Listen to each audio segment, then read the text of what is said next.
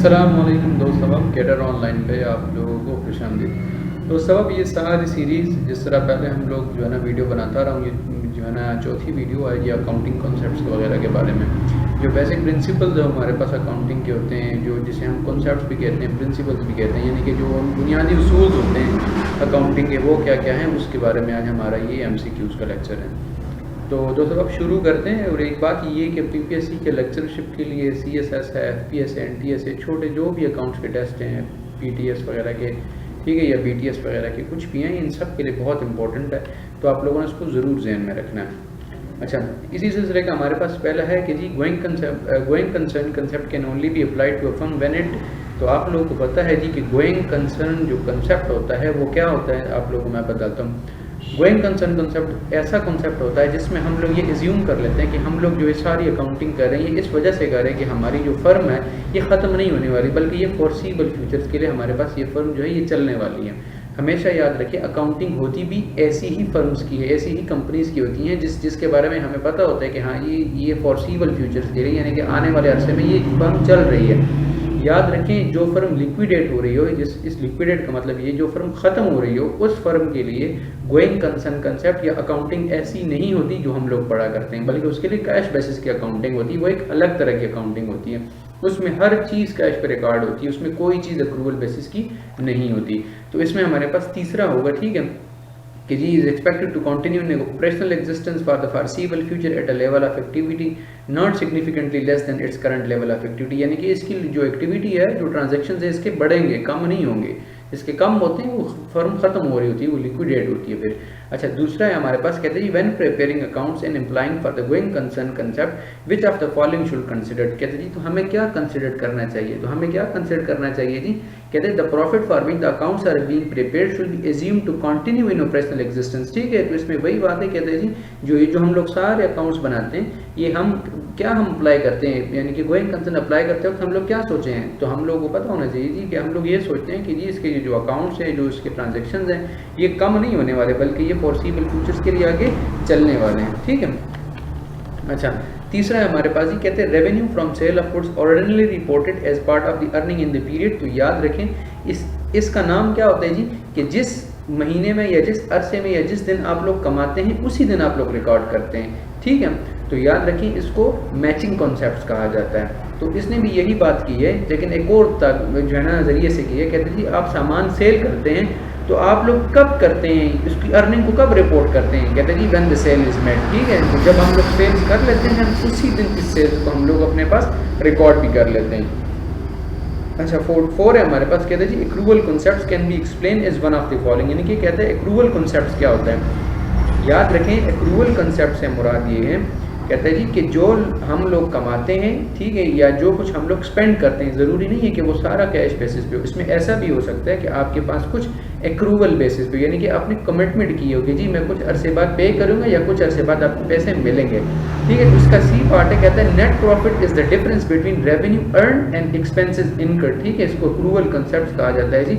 कहते हैं जी कि जो कुछ हम लोगों ने कमाया है, जो नेट प्रॉफिट हमारे पास आया है, ये नेट प्रॉफिट किस वजह से आया जी, कि जो हमारे पास रेवेन्यू है, जो हम लोगों ने अर्न किया है, और जो एक्सपेंसेस हम लोगों ने इनकर्ड किए हैं। अब ज़रूरी नहीं है कि एक्सपेंसेस सारे आपने कैश में इनकर्ड किए हों, बल्कि कुछ ऐसे भी होंगे जो आपके आउटस्टैंडिंग हो गए।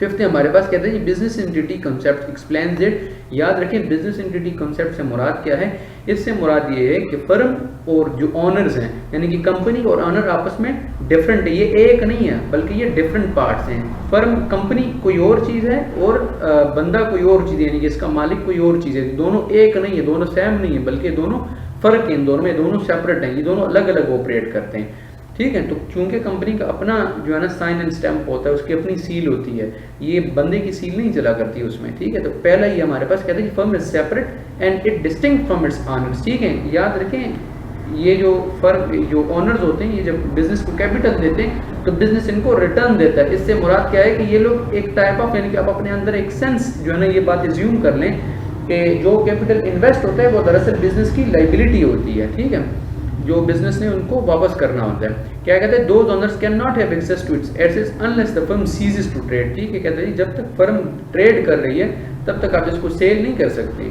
ठीक है, अच्छा, ये लॉ उसको प्रोटेक्ट करता है और इसको ना याद रखिए, इसको आर्टिफिशियल जो है ना ह्यूमन बीइंग कहा जाता है इस कंपनी को, यानी कि एक जो है ना यानी कि मसनूई इंसानों जैसा काम करते हैं।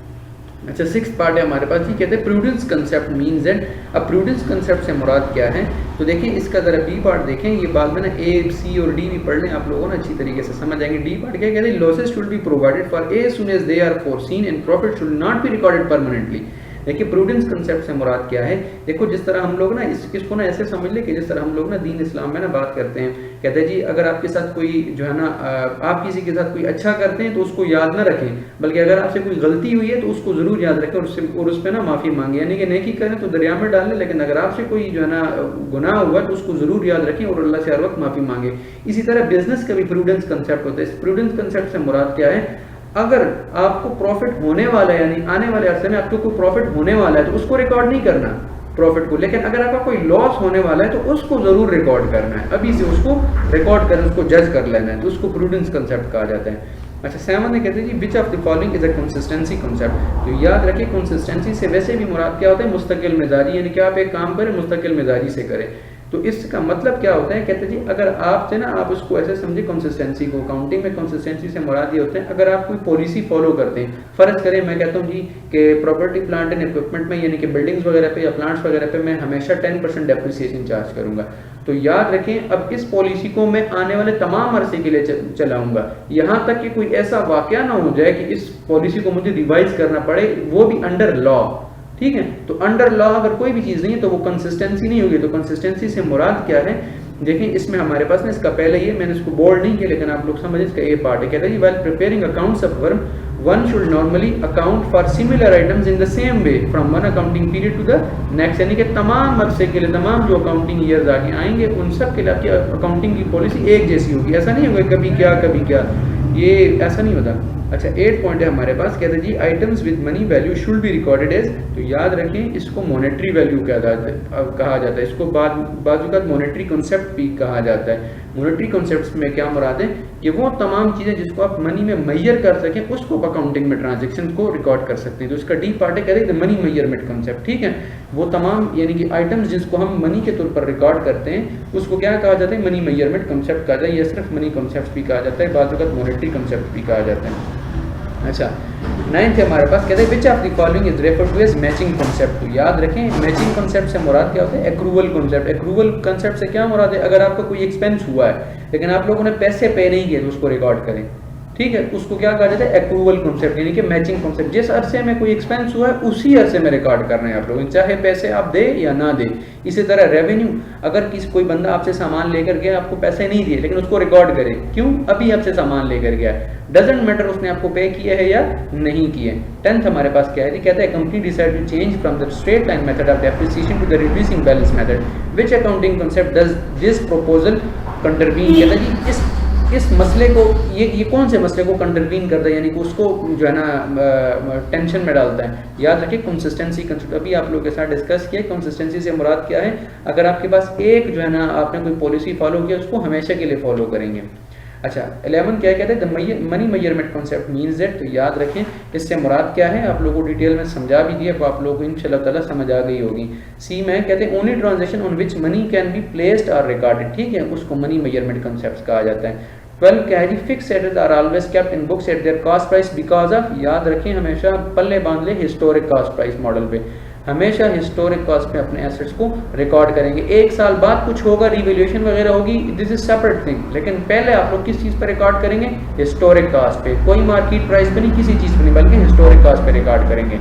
अच्छा, 13 है हमारे पास, कहते हैं on 1 January 1995 Petit paid an insurance premium of $1250 for 15 months to 31st March 1996 when he prepared his profit and loss account for the 31st December 1995. Petit debited only 1,000 for the insurance premium to the account carried and the balance of 250 forward to the 1996. ठीक है, कहता है जी उसने 15 महीनों के लिए अपनी insurance पे की जो $1250 थी। तो उसने सिर्फ $1000 उस महीने को रिकॉर्ड किया और जो बाकी $250 है उसने अगले महीने को फॉरवर्ड कर दी। तो कहते हैं ये क्या है, तो आप लोगों को समझ आ गई होगी कि ये मैचिंग कॉन्सेप्ट है या एक्रूवल कॉन्सेप्ट है। इससे मुराद क्या है कि जिस अरसे में जो एक्सपेंस हुआ है, अब देखो वो 1 साल के एक्सपेंस उसने रिकॉर्ड कर लिए, लेकिन 5 महीनों का तो चूंकि अगले साल का था, क्योंकि 15 महीने ना, तो सॉरी 3 महीनों का, तो 12 महीने इस साल के हो गए, अगले 3 महीने अगले साल के हो गए, तो अगले 3 महीने के लिए उसने कैरी फॉरवर्ड कर दिया। ठीक है, अच्छा 14 हमारे पास कहता है concept of profit is being earned at particular point is called, याद रखिए उसको रियलाइजेशन कॉन्सेप्ट्स कहा जाता है। जिस अरसे में आपको प्रॉफिट होता है उस अरसे में आप उसको रिकॉर्ड भी कर लेते हैं, उसको रियलाइजेशन कॉन्सेप्ट्स कहा जाता है। 15 है जी, कहते हैं recording something in a special way only if the amount is not small one, याद रखें इसको मटीरियलिटी कहा जाता है। कहते हैं अच्छा मटीरियलिटी के ना आपको डेफिनेशन बता दूं, मटीरियलिटी से मुराद क्या है, मटीरियलिटी से मुराद ये है the amount which can not be forgo, कहते हैं जी ऐसी रकम जिसको हम फॉरगो नहीं कर सकते, जिसको हम भूल नहीं सकते, उसको मटीरियलिटी कहा जाता है। और अकाउंटिंग हमेशा मटीरियलिटी पे चलती है। अगर आपका कुछ नुकसान होता है, और नुकसान ऐसा होता है जिसको आप फॉरगो कर सकते हैं, फर्ज करें एक बड़ी अकाउंटिंग फर्म है, उसकी सेल्स जो है ना 1 करोड़ रुपए है, ठीक है, मैं एग्जाम्पल दे रहा हूँ, 1 साल की उसके 1 करोड़ रुपए, अगर साल में उसका 10,000 का या 15,000 का नुकसान होता है, तो ये मटीरियलिटी नहीं होगी, वो उसको रिकॉर्ड नहीं करेगा, बल्कि नॉर्मल लॉस में लिखेगा जी ये नॉर्मल लॉस हो गया जी, हो जाता है, ठीक है। लेकिन अगर एक फर्म है उसकी पूरी साल की ट्रांजैक्शन 10 लाख है, ठीक है, और उसको नुकसान हो जाता है, तो 10,000 का या 12,000 का उसको नुकसान हो जाता है, तो वो उसको रिकॉर्ड करेगा एबनॉर्मल लॉस में, अपने प्रॉफिट एंड लॉस में जरूर लिखेगा कि हाँ जी मुझे नुकसान हुआ है, एबनॉर्मल लॉस हुआ है। क्यों, उसके लिए मटीरियलिटी है। लेकिन पहली वाली फर्म के लिए वो मटीरियल अमाउंट नहीं थी, ठीक है, तो मटीरियल अमाउंट से मुराद इंशाल्लाह आप लोगों को समझ आ गई होगी। 16 क्या है जी, कहते हैं using the net realisable value when it is lower than the cost, this is an example of prudence concept. तो अभी हम लोगों ने प्रूडेंस कंसेप्ट के बारे में डिस्कस भी कर लिया कि प्रूडेंस कंसेप्ट से क्या मुराद है। उससे मुराद ये है कि अगर आपको कुछ नुकसान होता है तो उसको जरूर रिकॉर्ड करें, अगर नुकसान नहीं होता, फायदा होता है, तो उसको रिकॉर्ड नहीं करता। तो 16 में क्या कहते हैं using the net realisable value when it is lower than cost, कहते हैं जी अगर हम एनआरवी जो हम लोग कैलकुलेट करते हैं IS2 में, international accounting standard 2 inventory recording में, कहते हैं जी अगर when it is lower than cost, कहते हैं जी अगर वो लोअर देन कॉस्ट हो तो तब क्या होगा, तो वो प्रूडेंस कंसेप्ट है, ठीक है। अच्छा 17 में क्या कहते हैं जी, कोई company recently bought waste paper basket guaranteed to last for 5 year, कहते हैं कि उसने कोई बास्केट लिया और उसको गारंटी मिली कि ये 5 साल के लिए हमेशा चलेगी, ठीक है, 5 साल के लिए तो कंफर्म चलेगी ना। कहते हैं nevertheless the firm charge its full price to an expense account, कहते हैं जी उसने क्यों नहीं दी, क्योंकि ये मटीरियलिटी प्रिंसिपल था, उसको पता था, उसने उसको गारंटी दी। कहते हैं जी 5 साल के जरिए, जाहिर सी बात है जो 1 साल से ज़्यादा अरसे के लिए चलती है उसको हम लोग एक्सपेंस तो नहीं कहते, बल्कि उसको क्या कहा जाता है, एसेट कहा जाता है। एक्सपेंस वो होता है जो साल में 1 से ज़्यादा या 1 दफ़ा कम अज़ कम आपका इनकर हो, उसको एक्सपेंस कहा जाता है। अच्छा 18 है, कहते हैं जी grinding machine has been bought for an exceptionally low price and has been entered in the asset account at that price even to is worth more, this is an example of cost. तो याद रखें अगर आपने कोई बहुत अच्छी चीज़ मिली है आपको और कम कीमत पे मिल गई है, ठीक है, तो उसको आपने हमेशा कॉस्ट प्राइस पे रिकॉर्ड करना है। अभी मैंने आपको हिस्टोरिक कॉस्ट के कंसेप्ट में ये बात समझा भी दी है। अच्छा 19 क्या है जी, कहते हैं the writing of bad debts is an example of, आपको पता है अगर आपकी कुछ बैड डेट्स होने वाले हैं तो फॉरन प्रूडेंस कंसेप्ट उसको रिकॉर्ड करें, लेकिन अगर प्रॉफिट होता तो तब हम क्या करते हैं, नहीं रिकॉर्ड करते। 20 क्या है जी, कहते हैं विच आइटम में be included in a balance sheet at more than historical cost. याद रखें क्या होता है, वो लैंड एंड बिल्डिंग होता है, हम लैंड एंड बिल्डिंग को अपने पास रिकॉर्ड कर लेते हैं, ठीक है। हिस्टोरिक कास्ट पे पहले सबसे पहले जो रिकॉर्डिंग करते हैं वो हिस्टोरिक कास्ट पे करते हैं, लेकिन बैलेंस शीट में आप उसको रिवैल्यूएशन पे कर सकते हैं, ठीक है। दोस्तों अब उम्मीद है आप लोगों को ना ये लेक्चर आज का अच्छा समझ आया होगा। फिर भी कोई मसला होता है अकाउंटिंग प्रिंसिपल्स में, ठीक है, इस कंसेप्ट में कुछ भी मसला होता है तो ज़रूर जो है ना मुझे मेरे साथ ना कॉन्टैक्ट करें, इंशाल्लाह आप लोगों को ना फ्री ऑफ कॉस्ट गाइड करूँगा। तो सबक दुआओं में याद रखें और सब्सक्राइब और लाइक करें, अगर आपको लेक्चर अच्छा लगता है शेयर भी करें।